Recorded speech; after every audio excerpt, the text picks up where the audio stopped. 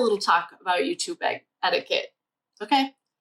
I have had this channel for like ever. And until like the last couple months, I never posted. I was just stalking. I just like watched things. So you don't know what you don't know. And just think about YouTube like you were invited to a dinner party. Okay. You don't have to bring anything. The host is supplying it all. You just show up. And if you were ever at a dinner party and you complained about the food or the service, do you think you'd get invited back? Sorry, but I just have to say it. So that's YouTube etiquette. Number 3. Pretend that we're going to have 2 scenarios. One of them is that you are in a class. I don't care if you're in 6th grade. This is going to be more realistic if you've taken anything past high school. If you showed up a month and a half late to your class and then started asking a bunch of questions, the teacher would be like, you're late. Or if you went to the movies and you were there halfway through and sat down and started asking the guy next to you what was going on, he would tell you to just catch up. So what I want to say is I am so glad you're all here and I'm really excited about this. And I'm glad that the story's getting out. What for some reason just bothers me a lot is the people that haven't bothered to watch anything and then ask a bunch of questions. So I don't mind the questions. I like the questions. And I also don't mind if you disagree. That's totally fine. But that's number 4. Number 3 is just, I don't know what to say other than it's in a playlist. It starts at number 1 and just listen to it. And all of the nicknames will make sense. And no, if you guys didn't notice, this isn't exactly, I think everyone would be yelling their names if they could, but if you didn't get the memo, it's not really like exactly the right idea. It's not I don't want to do it either. So sorry about the nicknames. Oh, actually we have number 5.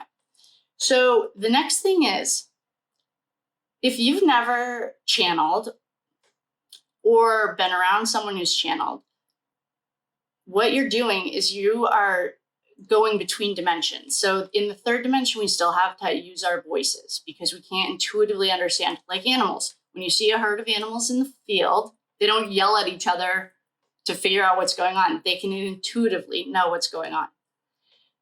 So when I get comments like, I saw a comment that said I looked nervous. I probably was, because the trans thing is really, it did bother me.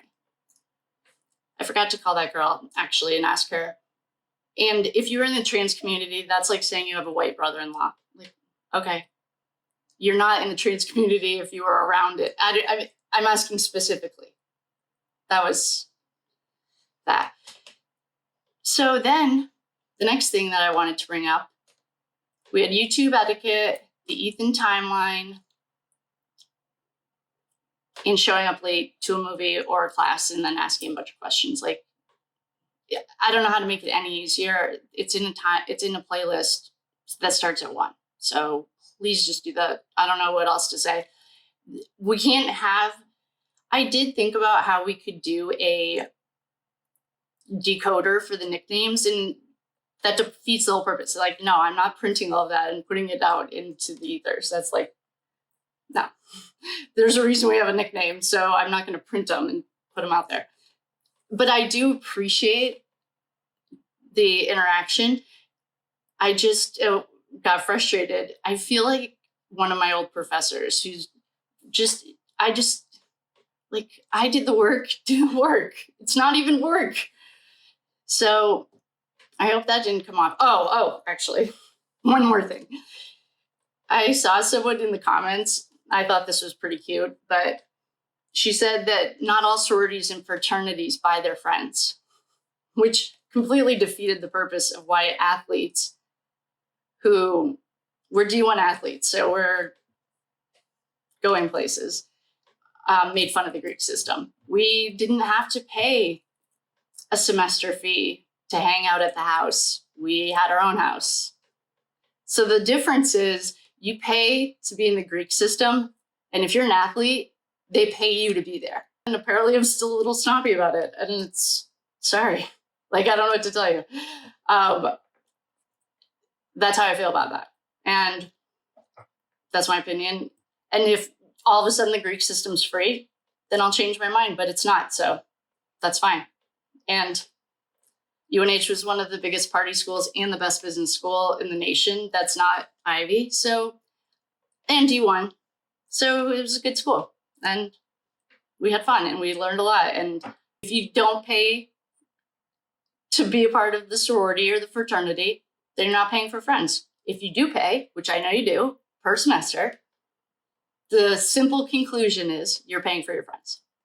Okay, rant over. Thanks for coming.